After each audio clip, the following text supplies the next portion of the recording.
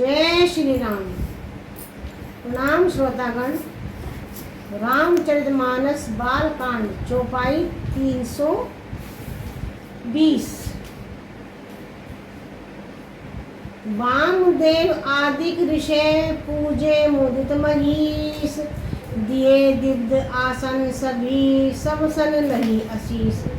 राजा ने वामदेव आदि ऋषियों को प्रसन्न मन से पूजा की, सभी को दिव्य आसन दिए और सबसे आशीर्वाद प्राप्त किया। राजा जनक ने जितने भी ऋषि आए थे सबको आसन दिए। बहुरी कीनी कौशलपति पूजा, जानी ईश संभाव न दूजा। कीनी जोरी कर बिने बढ़ाई, कहीं निज भाग विभव बहुताई। फिर उन्होंने कौशलाधीश राजा दशरथ जी की पूजा उन्हें ईश महादेव के समान समझकर की। यानी कि राजा जनक ने अपने समधी दशरथ जी की पूजा, क्योंकि वो वर्ग की ओर से थे वे, तो उन्हें भगवान शिव के समान समझकर उनकी पूजा की। देखिए ऐसा भाव होता था। अपने भाग्य और वैभव के विस्तार की सराहना करके हाथ जोड़कर विनती की और उनकी बड़ाई की, प्रशंसा की। पूजे भूपति सकल बराती, समधि सम सादर सब भांति। आसन उचित दिए सब काहू, कहो कहा मुख एक उबाहू। राजा जनक जी ने सब बरातियों को समधि दशरथ जी के समान ही सब प्रकार से आदर पूर्वक पूजन किया और सब किसी को उचित आसन दिए। मैं एक मुख से उस उत्साह का वर्णन किस प्रकार करूं।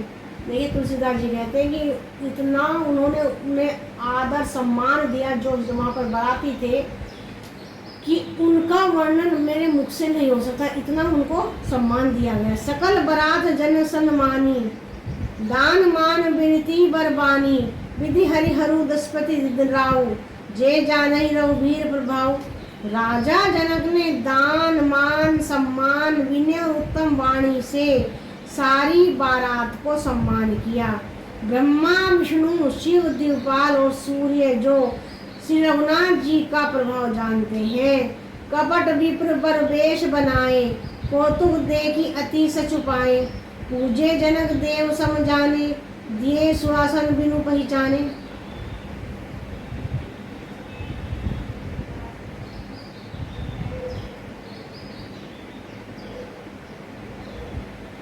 वे कपट से ब्राह्मणों का सुंदर वेश बनाए बहुत ही सुख पाते हुए सब लीला देख रहे थे।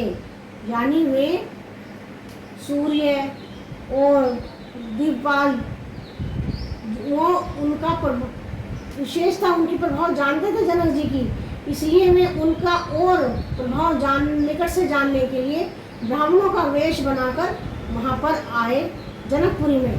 और जनक जी ने उनको देवताओं के समान जानकर उनका पूजन किया और बिना पहचाने भी उन्हें सुंदर आसन दिए। जनक जी ने पहचाने नहीं, उसके पश्चात में उन्होंने उनका सम्मान करके, उनका आदर करके उनको आसन पर बैठलाया।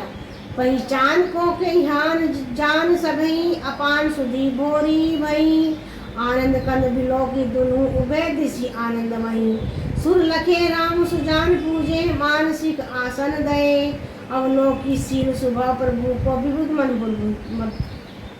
प्रमुदित भये। कौन किसको जाने पहचाने, सबको अपनी ही सुध भूल गई। आनंद कंद दुल्हे को देखकर दोनों ओर आनंदमय स्थिति हो रही है। सुजान सर्वज्ञ श्री रामचंद्र जी ने देवताओं को पहचान लिया और उनकी मानसिक पूजा करके उन्हें मानसिक आसन दिए।